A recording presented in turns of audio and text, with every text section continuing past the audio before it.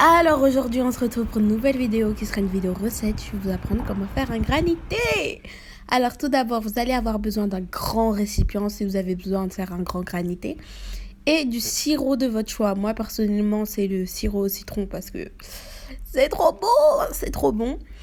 Et on va tout de suite commencer. Je vais verser dans un petit verre la quantité de sirop que je veux. La quantité, ça dépend vraiment de vos goûts. Moi, personnellement, je vais mettre ça parce que j'aime bien quand c'est bien citronné, mais pas trop sucré, vous voyez ou pas. Donc, je vais mettre ça dans le grand récipient. Mon bol, vous voyez pas, mais il est ultra profond. Donc là, la quantité de sirop que je mets, c'est rien du tout. Et je vais ensuite venir rajouter 3 verres d'eau de source. Il y en a pour leur granité qui rajoutent du jus ou quelque chose d'autre avec leur sirop. Mais moi, je préfère vraiment mettre de l'eau. Parce que, voilà quoi. C'est la base, c'est la base. Ah, j'ai dit la base, c'est la base. Donc voilà. Encore un dernier verre d'eau.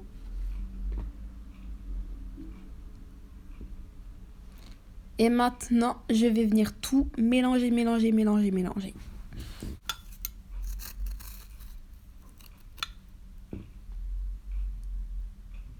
Je mélange bien. Maintenant, avec mon papier film, je vais venir fermer ma tasse.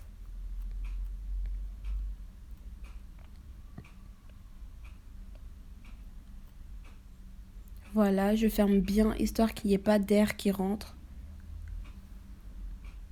Je ferme bien de tous les côtés.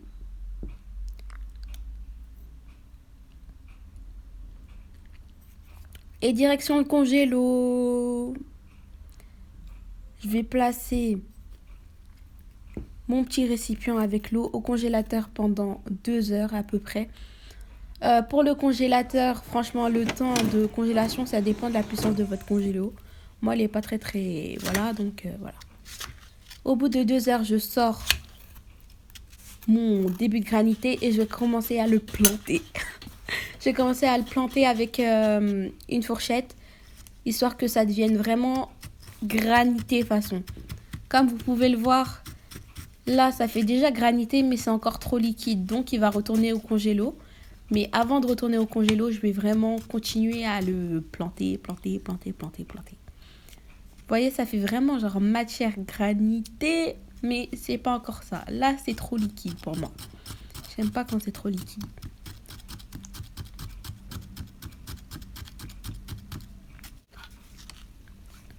Vous voyez, ça fait vraiment matière granitée et c'est trop bien.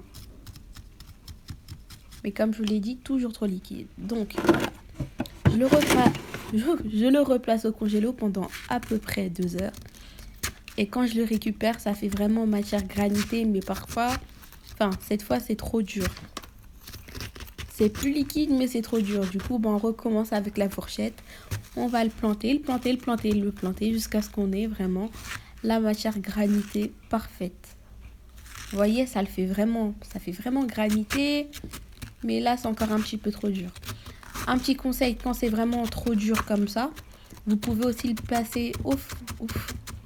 placer au micro-ondes pendant à peu près 2 minutes. Ça suffit largement, histoire que ça fonde bien et que ça fasse, voilà, un granité du tonnerre.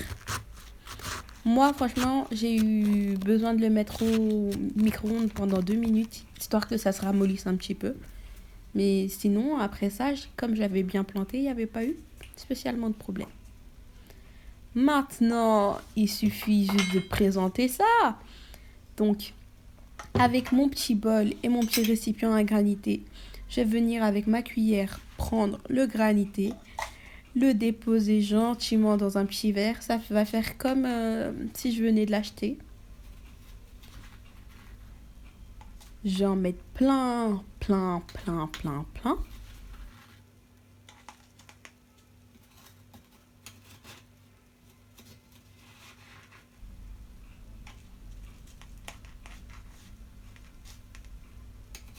Franchement, cette recette, c'est une très bonne idée.